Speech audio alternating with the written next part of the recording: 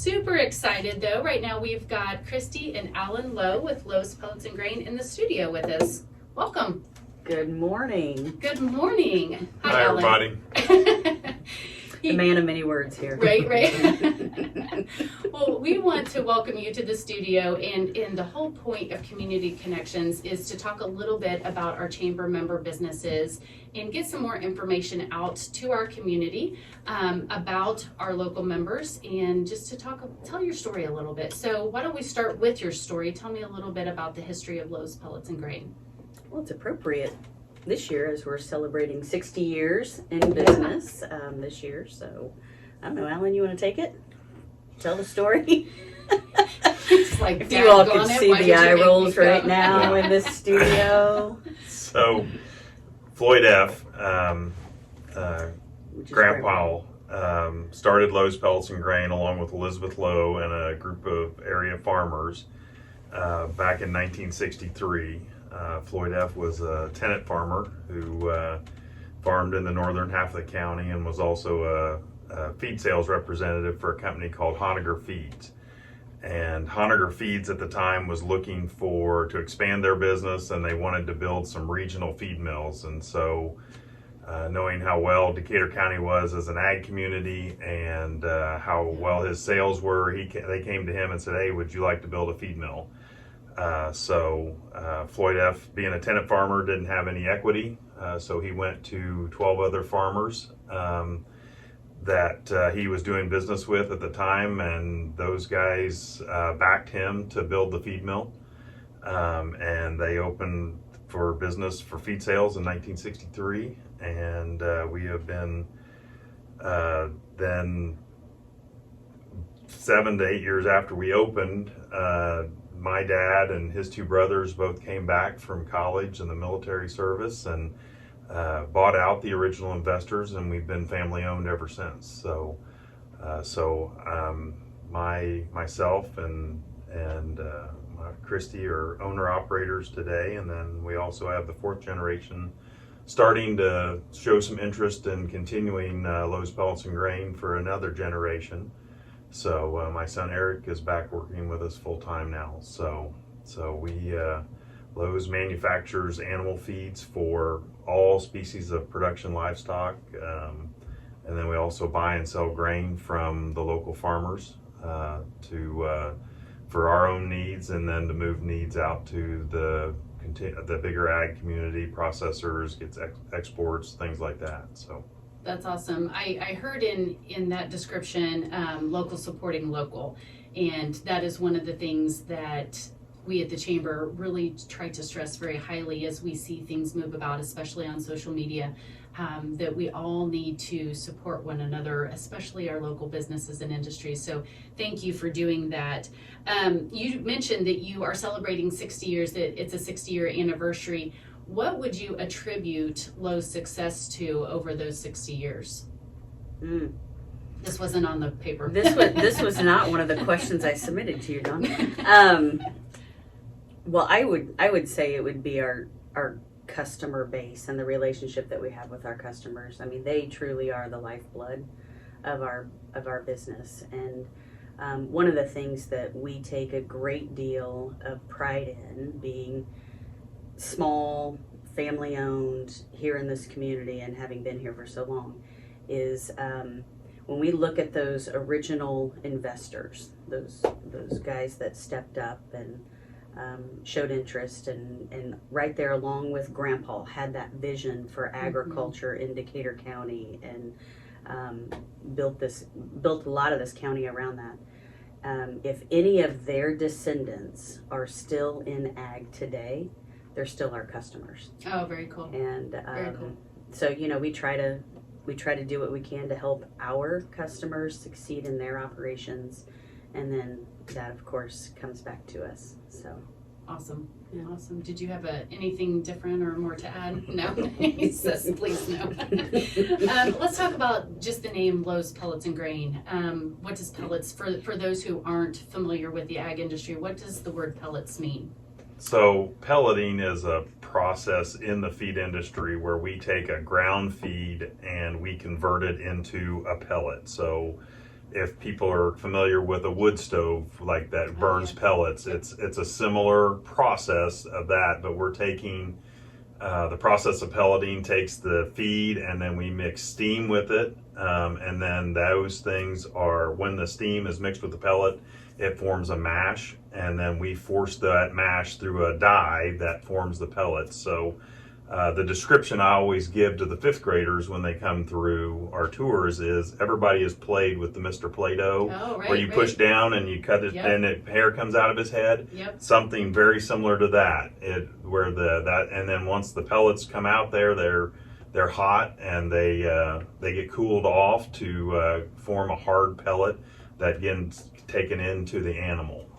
So the benefits of that for the animal is one, every bite is the same. There's no separation, so they get a uniform product throughout their entire diet as they're eating it. And then the other thing is they also diet for diet. If you take the exact two same diets and you send one to an animal as a meal and one to an animal as a pellet, the pelleting process the animal will gain faster on that feed because those proteins are broken down, and it makes it easier for the animal to digest. And there's some proteins that they will be able to digest that they wouldn't normally be able to because we've cooked it a little bit. So, Yeah, so from a business standpoint, a meal feed or a mash feed is the cheapest type of feed to make. Okay. There's only one process it goes through, and that's mixing and all. Okay. So when you go to pellet a product, you're adding another process. You got to pellet it, you got to cool it, and so that can add cost. But most of the time, when pelleting is called for, you will see on the other end the benefits outweigh the additional cost. Right. Very interesting.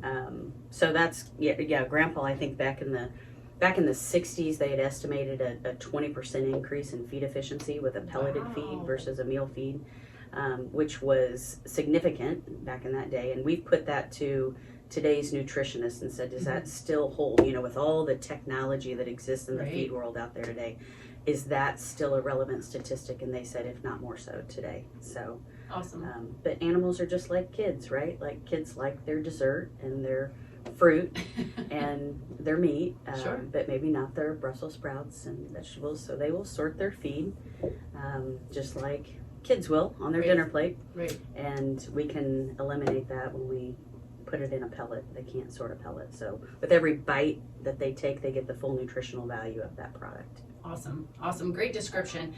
When you were talking about Alan, field trips coming out, do they actually get to see that pelleting process as they go on these field trips? Yeah, Very kids cool. go right through the plant. I mean, Take them right up on the mixing floor. Yeah, we go right through the mixing floor. Very I mean, neat. there's they get to see the mixer and the pellet mill and things like that.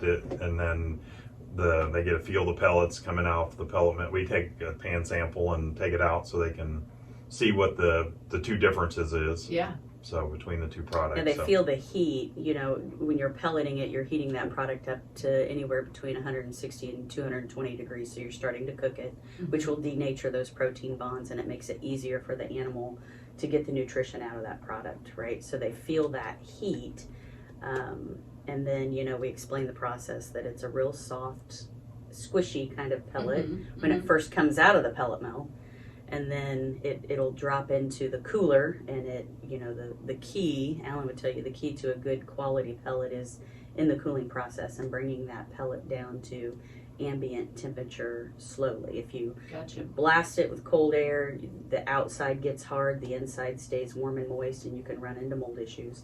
But if you cool it slowly and bring it down to ambient temperature slowly and let it cool from the inside out, then that's where you get a nice hard pellet. And kind of like when you first take your cookies out of the oven, you can't pick them up off the pan right away. You got to let them cool a little bit to harden, and also the kids get to experience that.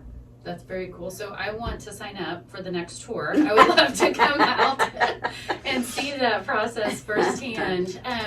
You mentioned technology, and I'm just curious as to how do you think, because you guys have been involved in the business for many, many years. Have you seen the technology change over the course of the 6 decades or however long you've been there specifically? Well, when in 1963, I mean, basically all animals, a majority of animals were fed a complete feed straight from the farm. I mean, there wasn't this on-farm mixing. And so as farmers have grown grain storage on their farm, as their operations have changed, then Lowe's is converted with that change to sit there and say, okay, well, the farmer has his own corn. He doesn't need to buy a complete feed from Lowe's. He can buy a supplement from Lowe's and take that to his farm, mix that with his corn, and then he can make a complete feed on the farm more economically than he can pay the feed mill to haul it out there to him.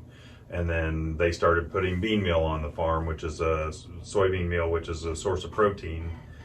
Grown it's converted from our local soybeans by a bean meal plant to a protein source. And so the farmer then took his corn and the bean meal he bought, and then he bought a base mix, and then he used that to make his complete feed for his animals on the farm. There's still a lot of farms that do that, but that's one of the things as the feed industry is involved, and so as ingredients have changed and the science behind what we know nutritionally an animal needs today versus what we thought they needed is dramatically different. And the fact that used to be you would think about have changed too. You know, even corn. I mean, I think I saw a chart back in the 60s, and the protein level in corn was like 9%, and today you don't see corn running that high in protein.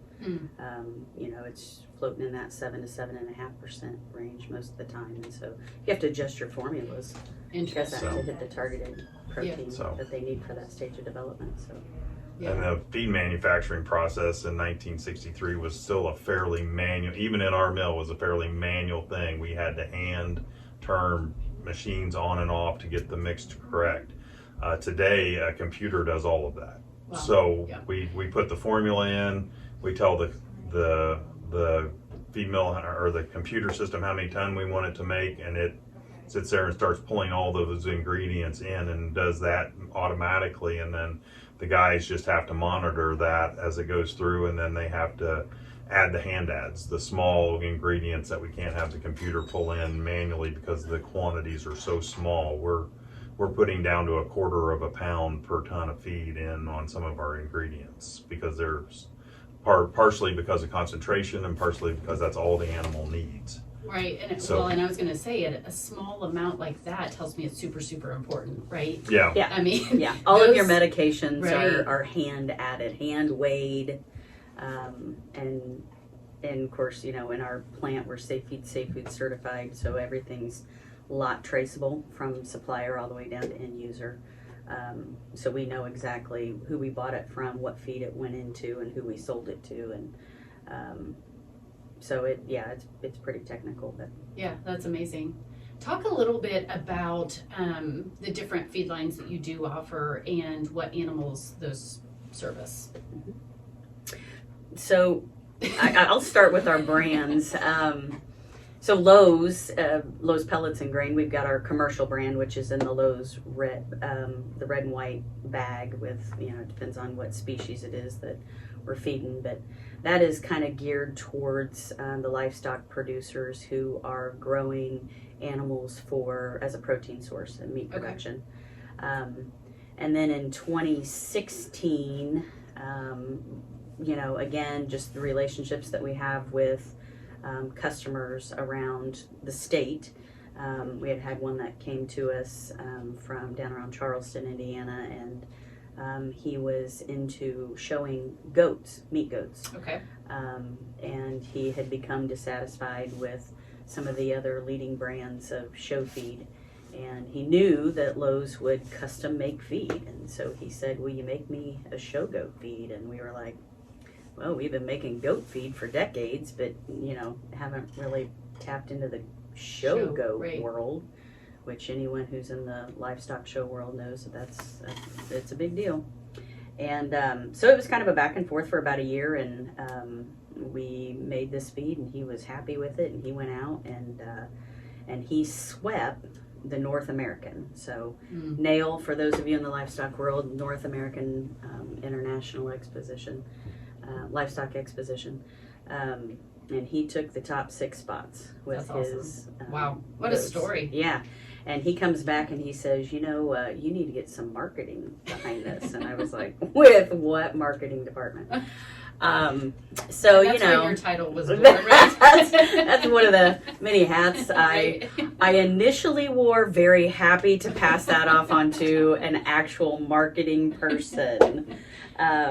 So anyway, Purple Vision was born and came out of that. And today we are selling goat feed. I think 18 states is where we're at right now. And That's incredible. we sell more goat feed than we do any other species of livestock feed. So Very it's cool. it's fun, and that whole segment of customer base, they are just fun loving people.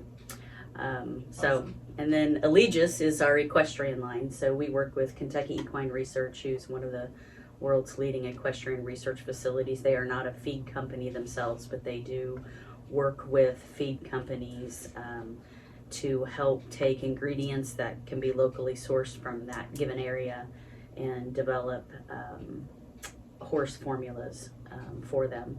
And so we use a lot of their premixes in our horse feed, and we've got really solid horse feed lineup. So that brand is Allegis. And so those are the 3 brands that we own and manufacture.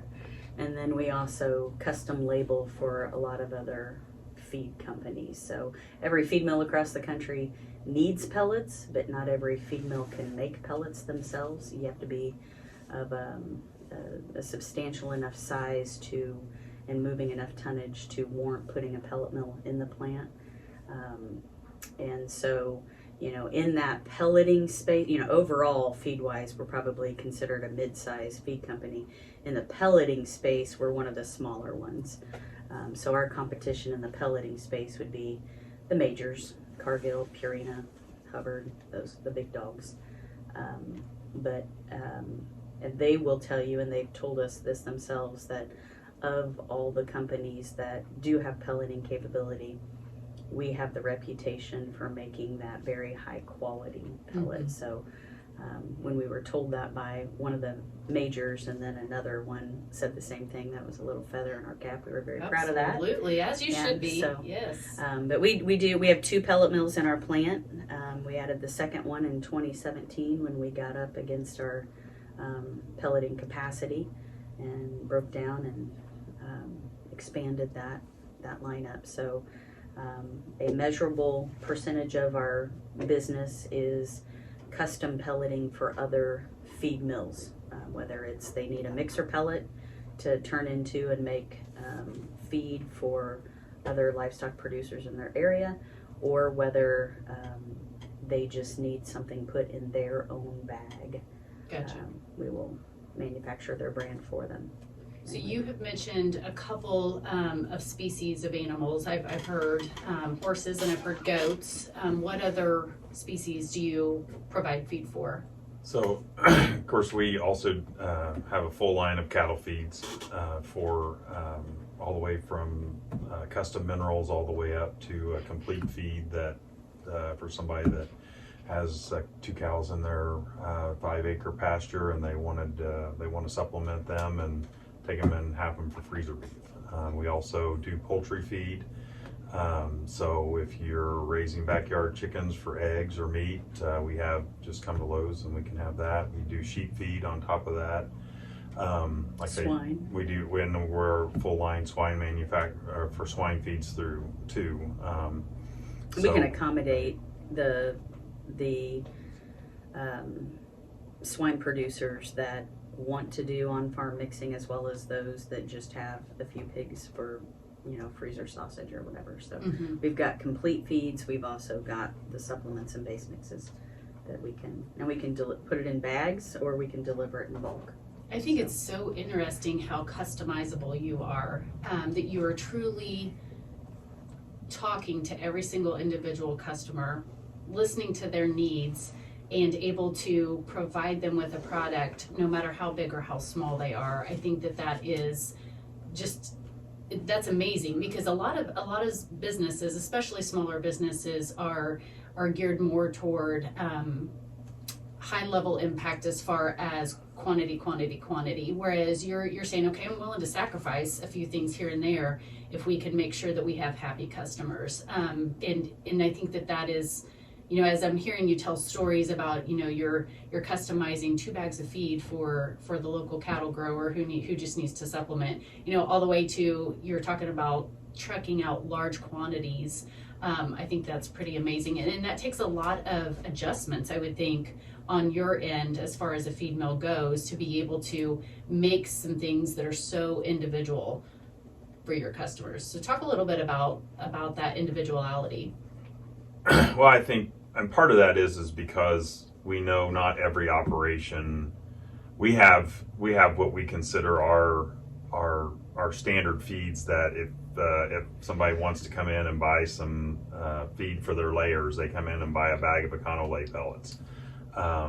We know that fits 99% of that customer base's needs for that feed. But then we also know that depending on cattle farms, for example, or a good example, their mineral program, depending on where they are in the state, what hay they have at the farm, what corn silage they're, and what the protein and nutrient values of those products are, they may need a custom mineral for their program to make their cows gain efficiently. Right. Some places have higher minerals in their water and things like that, so they don't need as much of a certain mineral in their cattle mineral program. So on any for us, kind of our minimum is anything that as long as they can take a half a ton of a mineral or a meal feed, then we can make that adjustments for those guys. And then as long as on the pelleting side, as long as they can take a 2-ton order of the pellets, we can make them a custom pellet also.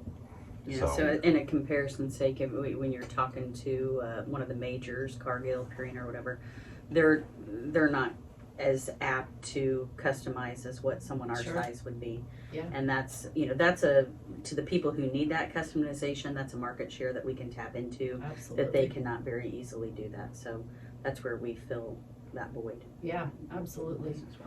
Let's switch gears. We do have just a couple of minutes left here and talk about the employee culture at Lowe's, your needs as far as employee base. If somebody was looking to either get started in agriculture and that might be a good stepping stone for them to come in and work at the mill, are there any specific skills that you're looking for? Can anybody be trained? And do you have a need right now for employees?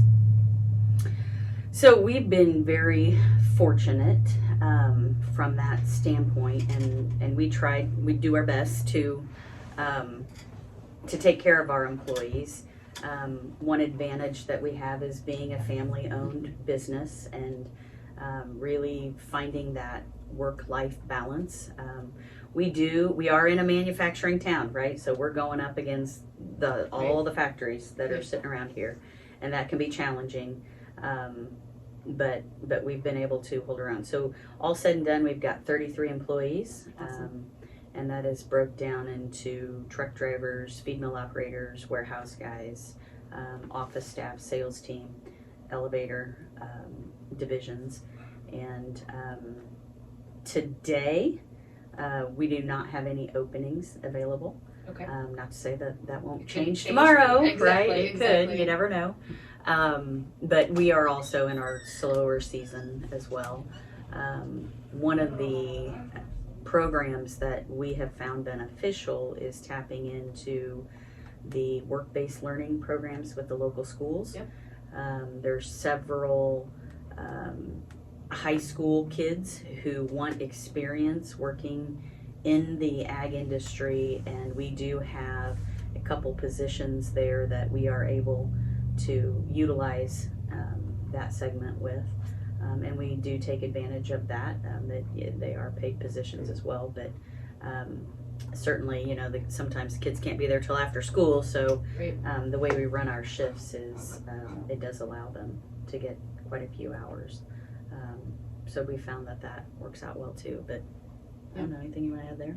Well, I think one thing you ask if anybody that comes in with a willingness to work and learn could be an employee at Lowe's. I mean, our feed mill is, while it takes us close to a year to get a feed mill operator fully trained on all facets, because we don't train a person to do one job at Lowe's. Every person at Lowe's should be able to function in every role in the feed mill without, after about 3 to 4 months, but then to really be comfortable with setups and all the things that it takes to make an animal feed. It's a good year to get that person up to speed, Right.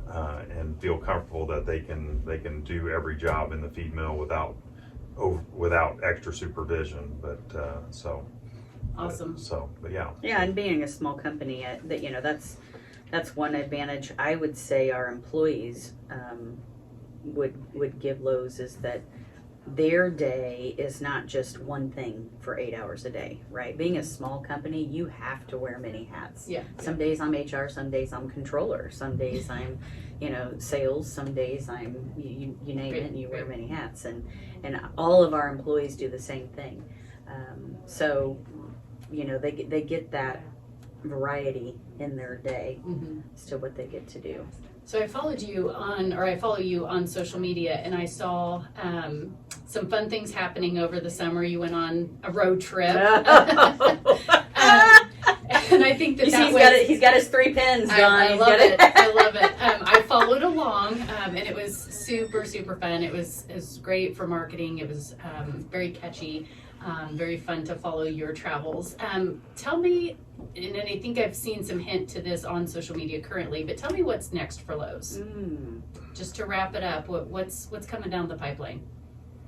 Well, the one thing that's new that's dropped here in the last week to 10 days is we now have an online store. If somebody wanted some Lowe's apparel, there's a store out there that you can go on and buy some Lowe's apparel. Our website has our website has just been completely redone. So Awesome. All of our product guides, if you're interested in any of our feeds or any of the services we provide, Macy, our marketing girl, has completely rebuilt our website from scratch. So there's a lot of good information out there about Lowe's and things like that.